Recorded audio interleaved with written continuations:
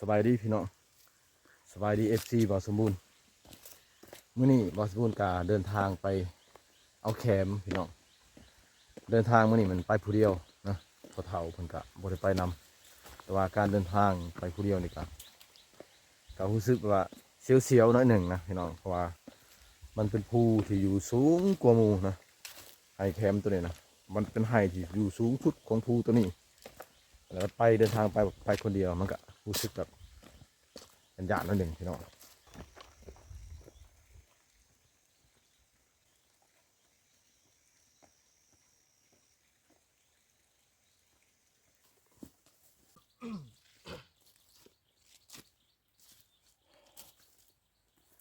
สำหรับสวนตัวนี้นี่ถือว่าเป็นสวนแคมที่อยู่สูงพี่น้องยังไปอีกเทิงๆประมาณ20 กว่านาทีอาจจะหอดแต่ว่าขึ้นมานี่จะเห็นเบิดวิวทางหลังบ่สมบูรณ์พี่น้องทางหลังจะเห็นบ้านเบิดอันนี้ยังบ่ทันหอดจุดสูงสุดหอดจุดสูงสุดนี่จะเห็นวิวหมุน360 องศาเลยพี่น้องเลยไปนำกันดิทางขึ้นไฮตัวนี้นะมันไกลนะพี่น้องเลยต้องเลยเช่าส่งคำเถื่อไปพี่น้องสังเกตบางทางนี้ความสูงความชันนี่พี่น้องพูนสูงขนาดจุดนี้ขึ้นมาเนี่ยเห็นเบิดวิวแต่ว่ายังบ่ทันฮอดจุดสูงสุดนะพี่น้องเลยยังอีกประมาณ10 นาทีย่างกันไปอีกจะฮอดจุดสูงสุดนะพี่น้องเนอะจุดสูงสุดแม่นจุดนั่นพี่น้องพูนจุดนั้นเลยย่างอีกประมาณ10 นาทีฮอดเมื่อยพี่น้องเลยพี่น้องสังเกตเบิ่งจุดอยู่หลุมจนจุดหนาดินกับบ่าวสมบูรณ์ปีนขึ้นมานี่สูงเลยพี่น้องพูแต่ว่ายังบ่ทันฮอดจุดหมายอยู่ยังจะขึ้นไปอีกพี่น้องเอ้ยปีนขึ้นไปเรื่อยยังประมาณ10 นาทีถึงสิฮอดจุดหมายปลายทางบ่อนที่เขาเก็บแคมนะพี่น้องแต่ว่าเขาก็ต้องได้ปีนภูปีนผาล่ะพี่น้องสังเกตเบิ่งบ่าวสมบูรณ์ปีนขึ้นมาทางหลังซึ่งว่าพ่อจุดสุดสั้นจุดสุดนะพี่น้องนะเมื่อยพี่น้องเอ้ย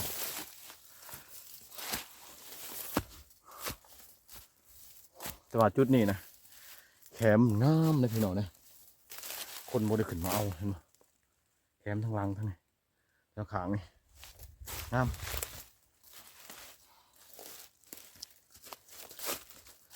ได้เวลาเด้อพี่น้องติดตามหับส้มเลยกะกดไลค์กดแชร์ให้กำลังใจบ่าวสมบูรณ์นะความสูงพี่น้องเอ้ยปีนขึ้นมาผมเป็นธรรมดาสูงสุดยอดไปหอดจุดสูงสุดจังสีให้เบิ่งวิวครับยังโมทันหอดพี่น้องยังอยู่ในช่วงระยะปีนเขาอยู่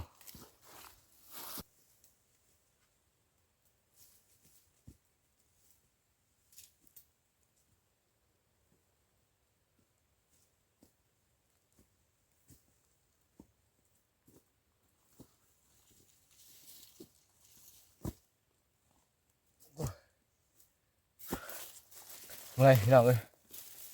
ปีนขึ้นมาแต่มันมี3 ข้อ4 ข้อจะลุมบุสันปันไดข้อที่2ตัวนี้เป็นข้อที่3ข้อที่3สั้นแห้งเลิกที่สุดสั้นขึ้นมาว่านะมันปังผมใหม่แต่ขึ้นมานี่ยังขึ้นไปอีกยังมีข้อจะยังจังฮอดพี่น้องเอ้ยมาฮอดจุดเทิงแหละพี่น้องอันเป็นจุดจอมสูงสุดของภูเลยพี่น้องจะได้ยินแต่เสียงลมพังตาดหัวมันสูงสุดเลยสูงภูขึ้นมาจะเห็นแต่ก็ไม้บงแล้วก็กกแขมพี่น้องฮอดจุดสูงสุดแล้วแต่ว่ายังบ่ฮอดสวนแขมเลยบ่ทันฮอดบอลจุดหมายปลายทางเขาสิมาเอาแขมพี่น้องเอ้ยมาจุดเทิงนี่แขมนี่ก็หลายได้เนี่ยพี่น้องมีแต่ยอดแขมปลาแขม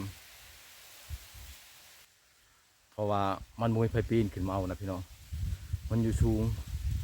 คนกี่ขานปีนนะเห็นไหมพี่น้องฮอดจุดสูงสุด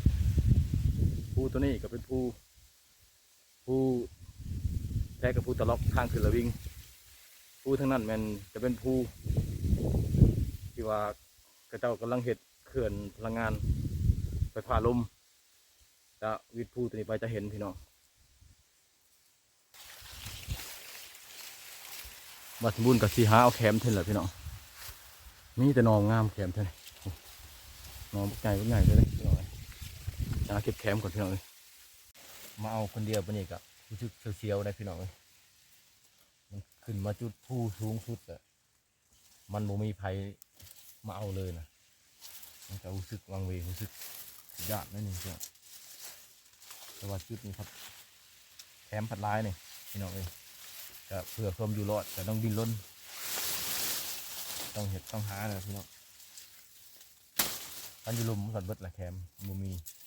ถึงมาถึงที่ครับมันยังหลายแต่คนบ่มาเอาสัตว์ป่ามันก็กินเบิดเพราะมันหลายผูดแคมจริง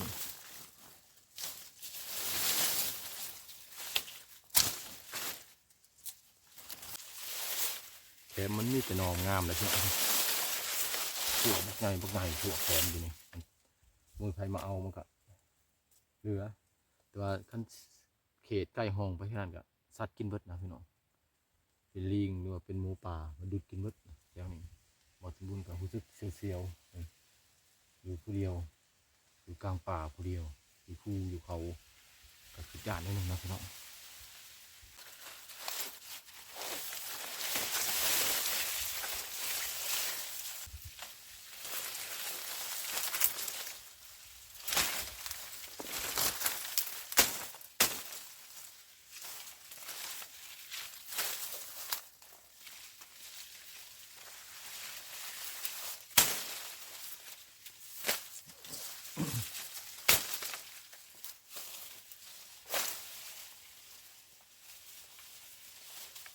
อันนี้ก็ถือว่าเรา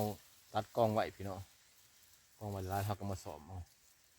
ถ้าเราตัดเทละอันนะมันบวยตัดไว้หลายเราสอม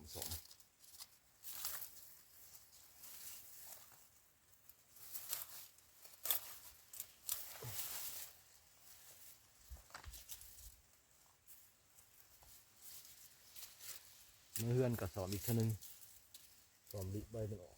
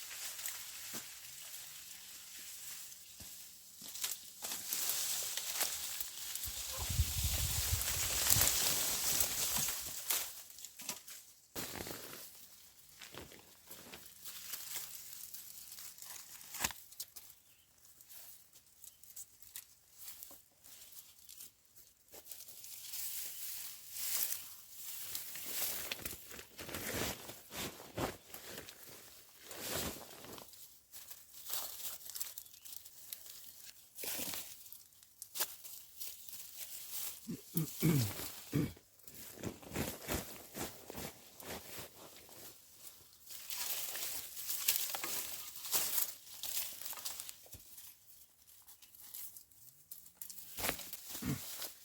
่น้อง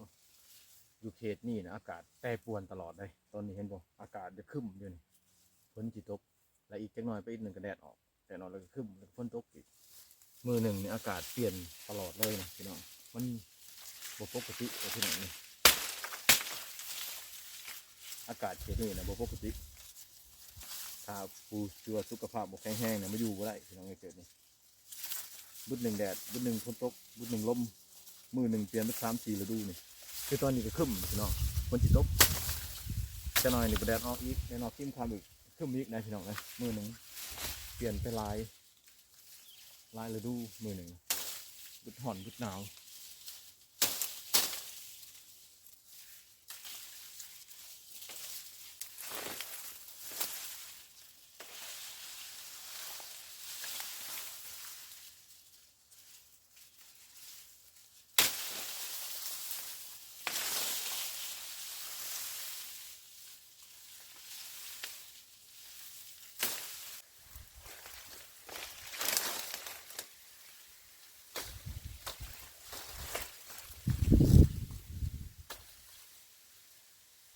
พี่น้อง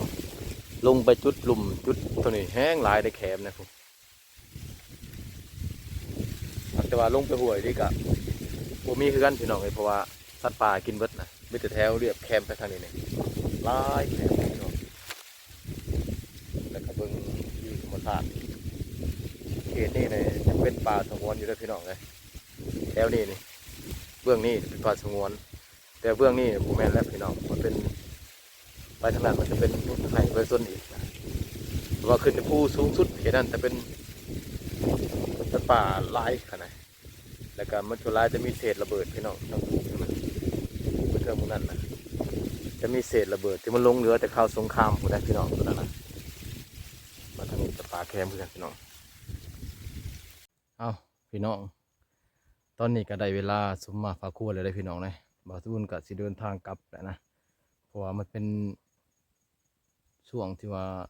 12 โมงสิเข้าบ่ายโมงเลยพี่น้องก็อยากเข้าแล้วนะสิเดินทางกลับระยะทางที่จะกลับนี่ก็บ่แม่นใกล้ๆเลยพี่น้องกูถือว่าพูนหมู่บ้านก็ดีพูเห็นแต่หลังคาทางหน้าพุ่นนะพี่น้องกูลงภูไปนี่ก็ประมาณลักหนึ่งลักกลัวๆนี่แหละหรือว่าลักปลายหลังจากลงวิทย์ภูไปแล้วเข้าไปหาบ้านทันอีกอะประมาณลักปลายๆรวมแล้วกับที่3 ลักหรือว่า3 กิโลเมตรนะพี่น้องจังที่เขาฮอดบ้านฮอดเรือนของบ่อสมบูรณ์อยู่นะพี่น้องแต่สำหรับคลิปนี้ก็ขอฝากไว้ที่นี่อย่าลืมกดไลค์กดแชร์และกดติดตามเพื่อให้กำลังใจบ่อสมบูรณ์ตื่มพี่น้องสำหรับคลิปนี้นะขอขอบใจพี่น้อง